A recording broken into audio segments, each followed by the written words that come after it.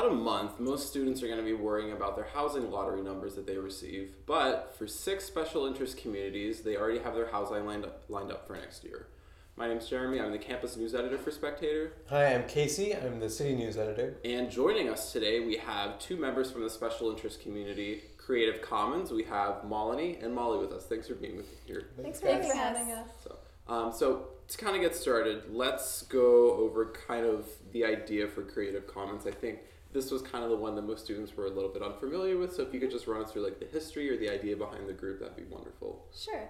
So Creative Commons is founded upon the principle that all of us here at Columbia are students, but we have infinite potential to teach and inspire each other. We all have such diverse interests sometimes. I know Malini is a dancer. She's also in C's. One of our former suite mates is pre-med and an art major. And so we see this all the time with people with such diverse interests, and they have a lot to share. And we feel that we have a lot to learn from them too. So Creative Commons was based on the idea that we want to have a residence where people can share their interests and talents with each other. They can teach each other and learn from each other, but also share this with the Columbia community. We really want to cultivate a bigger sense of community on the Columbia campus, and we feel that by teaching each other and learning from each other, this can be a really good route to go. So what was the selection process like for this special interest community? Sure. So there was a pretty extensive written application, and then that was followed up by an interview, which was conducted last Friday, and then we were notified of our status on Wednesday.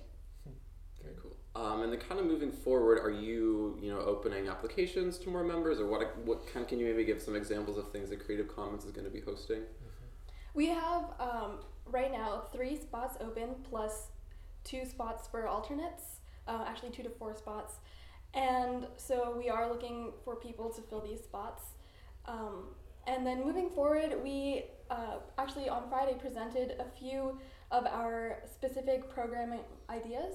One of these was Captured Farmers Market. Right, so Captured is an attempt to bring together really different groups, interest groups on campus.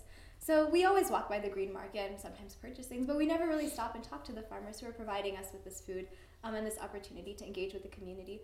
So our idea would be bringing together groups like Consilience, a sustainability journal, or the Photography Society, or the Culinary Society to go and interview the farmers and take pictures for our blog, and come back, cook food, and have a common meal where we can discuss the benefits of farm-to-table eating and how sustainable food can impact us.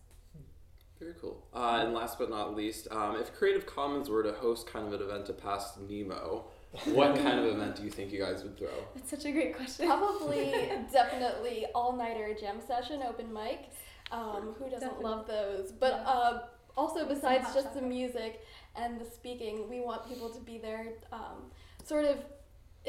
Actually Nemo is a great opportunity to cultivate community because we're all stuck inside, and so we can get to know each other really well.